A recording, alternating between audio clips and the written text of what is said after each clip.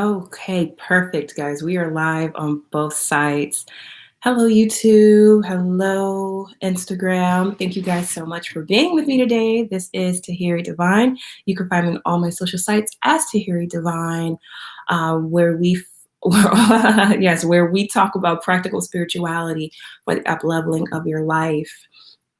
So, we have been doing this Power of Prayer series. We are in day 9. I am happy to be here with you all and just discussing what today's topic, or which came to me for today's topic, as far as discussing the power in cycles, power of prayer and the law of cycles. So, we talked about change, but I really want to go into cycles because there is a cycle that we all experience in life. We see the day with the sun, night with the moon. We have the seasons. We have these acts of nature that takes place to let us know that we're in different cycles. And in our own life, we are actually in cycles. If you are tracing out your natal chart, we recognize that there's cycles in our natal chart, right? Your solar return, the sun returns to its place of your natal every year. We have your Saturn return, which is a 28.5 year cycle. We have all these different returns or these different cycles that we experience. Hey, Grand Rising Raven, hello. So we have all of these cycles that we experience. Oh, I hope you guys can hear me. I don't know if my mic is working. Can you guys hear me on YouTube land? I don't see my mic doing its thing here. Let me see. Let me test this again. I've been having some technical difficulties today. Hold up. Let's see. Make sure this mic is working. Oh, no. I think. Okay. Yeah, let me know if you guys can hear me. Can you guys? Okay. Hello, testing. Yes, I can hear you. Okay. I'm just not seeing my volume thing move, so I didn't know if you guys can hear me. All right, perfect. Well, we're in the game. So yeah, we're talking about this concept of cycles and being aware of cycles. So there's a universal law, universal principle of cycles, and it pretty much states that we each experience this on an external level and on an internal level. And oh my goodness, guys, today is going weird with the freaking technology. Today's a weird day with technology day, at least for me. But anyway, so we're talking about this thing called cycles, right? So in, in talking about this concept, or better yet, understanding cycles, it allows us to really know where we're at. Like they say, it's a time for everything. It's a time to plant. It's a time to harvest. It's a time for war. It's a time for love. It is a time for everything underneath the sun. And for us, it is important to recognize our own personal cycles so that we can be cognizant and aware of where do we need to grow. So is this cycle in my life, or the cycles that I'm experiencing, are they beneficial for me, or have they been cycles that have been keeping me stuck? Like, am I in a cycle of really bad relationships? Am I in a cycle of narcissism? Am I in a cycle of poverty? There's cycles can be in many different things. It can be negative and it can be positive depending on your perspective. But what we do with this is to become aware of it so that we can either make choices and decisions that can change the trajectory of our lives. And talking about doing that with the power of prayer, it's again, I'm going to go right back to it. It starts with the mind. Okay. Hey, Money Red Official. Thank you for coming in. So in doing that, it starts with their mindset, and it starts with the awareness and what do we want and how do we want to see change within that. Or sometimes it's not even about changing some things. When it comes to cycles, some cycles are important to go through. I like to liken cycles to processes as well. What is the process for me to experience, to reveal, to gain wisdom from. And that's what we can do. A great way to really hone in on this concept of cycles. I cannot right now. Okay, the great way to hone in on this concept of cycles is, do you think we affect an experience by just observing? You know what? Yeah, I think we do. I think we affect it by observing, but it's not so much the experience that we affect. I think it's more so ourself and then our perspective that we will get from being in observation mode. And I was mentioning that when we sit into nature, nature is the perfect place to really understand cycles. So whether you're just watching animals or being in a tree or a park or somewhere near water, just being aware or observant, I should say, observant of nature allows us to realize cycles, and it actually changes our own personal experience because we change our perspective on something, right? So again, it all starts with mindset and where our mind focuses on, and how our mind, or how we allow our mind to process information. So that's a great way on how we can affect our experience, because we could shift our perspective. That's a great question. That's a good question.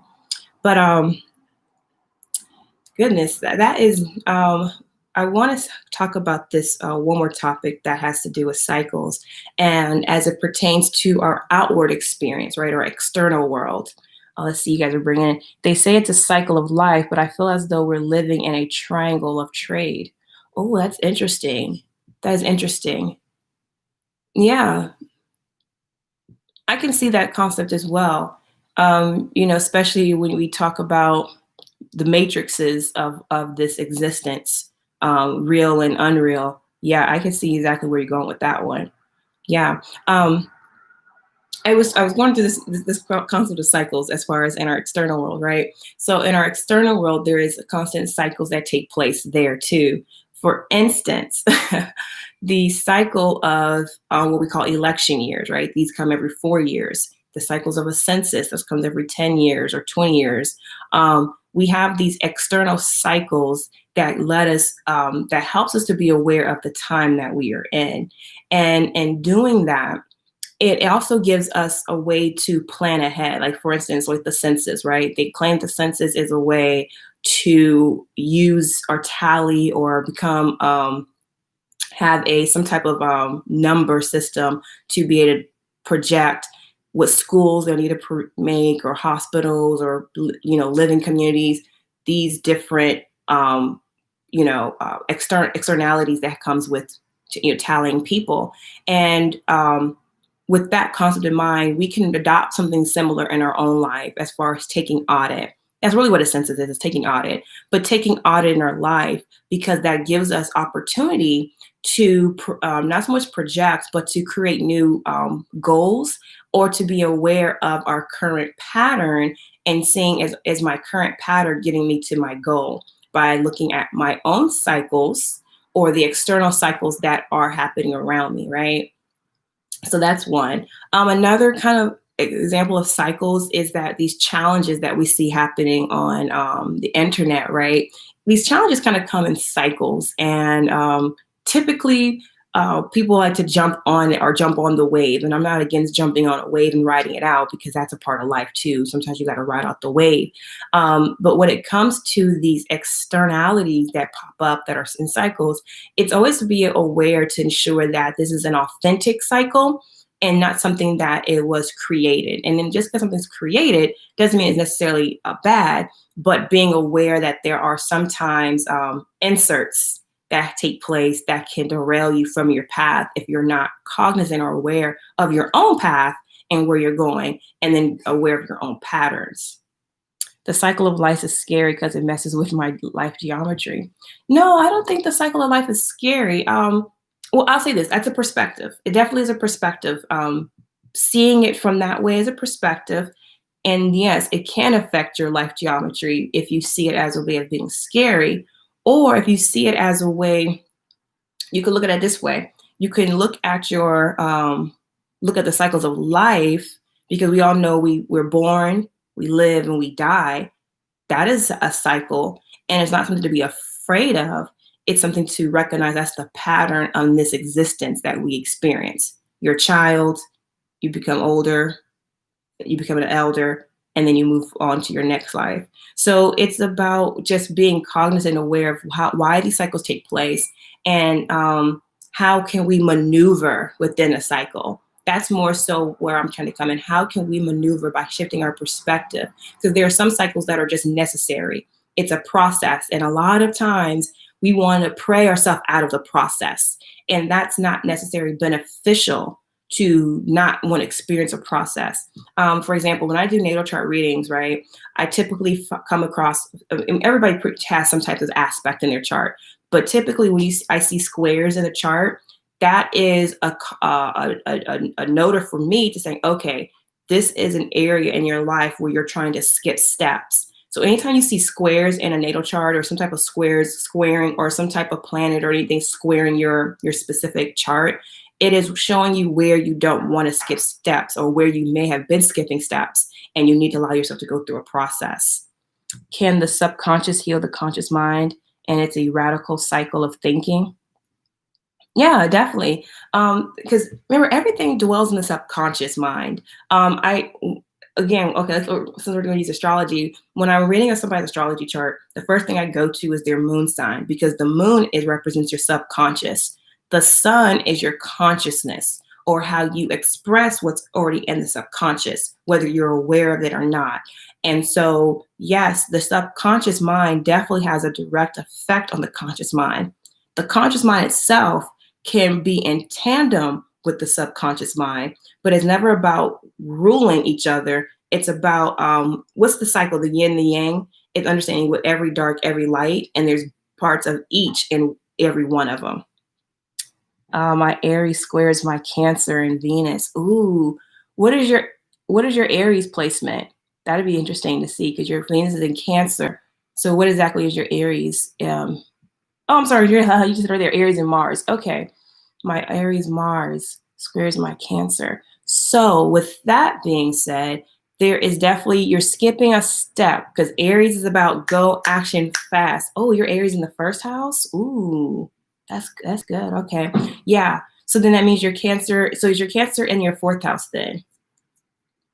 Can you do my chart? I'm a Scorpio. Yeah, definitely. I'll leave my bookings link for you, Money Right Official. I'll leave my booking. Actually, you could actually, it's in my list. The link is in my bio, so you could definitely book a time with me, and we can go through your chart, and definitely. Oh, you never had one done? Yeah, that's a good thing. So okay, so it's in your fifth house. Okay, so your Mars is in your first house, and Venus is in your fifth house, and they're squaring each other. So it seems like there is a skipping the step in identifying yourself and how you attract, and why you attract what you attract, because the houses is more so what rules the planet, not the planet ruling the houses. The planet tells the house, the house tells the planet how to behave. So your Venus in Cancer is going to behave a very fifth house way. Your Mars in Aries is going to behave in a very first house way. So self-realization versus, or working in tandem with attraction. So until you can realize yourself, you'll be able to attract. And there's a process of steps that you'll have to go to do that. And with Venus being in Cancer, something that is slow, that is a slower process. And then with your Mars being in Aries, it's a faster process. So learning to work in tandem with speeding up and slowing down as it comes to awareness of self and how you attract. I'm born in 11/7. What's your prospect on that? Well, I could tell you right now, that means you're a Scorpio sun. So yeah, 1991. You're probably definitely a Neptune and Capricorn generation. Without putting your calculations, and I don't have it exactly, but I can definitely tell you. Yeah, we got to see what your moon sign is. So yeah, so go ahead and book a site with me. We can definitely do that. Oh, great, and thank you. Yeah, definitely fashion. Was it fashionably born? Am I saying your name right? I like that. But yes. I think my planet is Mars. Well, yeah, we all have Mars placement. So yeah, we all have Sun, Moon, Aries, Sun, Moon, Mars, Venus, Neptune. We actually have all the planets. It's just exactly where they were alignment, because your natal chart is just a snapshot of where the planets were at the time you were born. So we're just taking a snapshot of that, and based off that snapshot, the energy signatures or the light codes from these placements will play out in your life in a particular way. So it gives you more insight on your own personal journey and of yourself. So that's what I like to use the natal chart for, more of an insight versus saying you're stuck to be like this forever. No, it just gives you insight in your journey and some cycles to be aware of. Yeah, so that's against. I'll give this example for me. I didn't think of this until shout out to my girl True. She actually pointed this out to me. My Mars is in Aries, as I told you guys. So this is my Mars return right now, and it's so interesting because I've had these experiences when it comes to vehicles because it's in my third house, and I just haven't had the best experience in the past with vehicles. And she made a point. She's like, I wonder, with that Aries energy being in your third house, that could be why you may have been experiencing these experiences when it comes to cars. And I'm like, wow, I never thought of it like that, because again, the third house does rule transportation as well. So it doesn't mean that everything that the third house represents is what your Mars or what my Mars is going to do. But specifically for me, when it comes to travel, that just seems to be a cycle or a highlight with my Mars placement when it comes to vehicles. And I'm like, I never thought of it that way. Because like, again, I really don't have beef with my siblings. Like, like fighting battles. I always thought like, well, that means I'm going to fight my siblings a lot. I don't really have that. Like we may have like disagreements, of course, but it was never really a battle between us. Or when it came to other third house, issues. But when it comes to vehicles, that was something I was having an issue with. And I'm like, okay, well, we about to transcend that that placement, because sis ain't going through that no more. So that was an insight that I had on a particular cycle that I didn't recognize. And then I was like, you know what? Let's transcend this. That cycle no longer is going to rule me, because you're never ruled by your natal chart. It's again, I like to think of it as an itinerary, but not really not really a stamp like this is who you are will always be. It's going to be a marker to help recognize yourself. But yeah, so we're talking about cycles today, guys. So the takeaway message for this is to learn to become aware of your own personal cycles. The best way to do that is to sit with yourself and really just be observant or aware of where you currently are. And I like to use the seasons. Are you in a spring season right now? Is it like, there's a fresh start, new beginnings, doing, whatever that's very spring related? Are you more so in a summer type of season? Time to hang out, time to go, be active, be social. Are you in an autumn fall? Is it time to retreat? Are you in a place of retreating, harvesting, gathering what you have learned, taking in this wisdom? Or are you in a winter season where it's a complete stillness in your life? So being aware of what cycle that you are in currently could help you prepare for what you need to do going forward. What house am I in? Are you saving this live? I came in late and I have to rewatch while working. Yeah. I'm saving my lives. And if it's not here on Instagram, it'll be on YouTube as well, Tahiri Divine. So same name on YouTube. So definitely.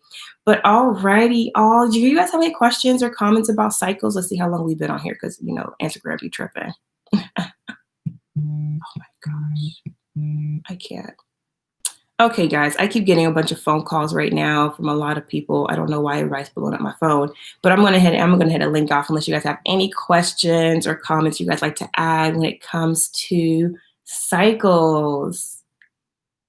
I know I missed a question on here yesterday on YouTube, so I'm sorry to that person. Sorry I missed your question.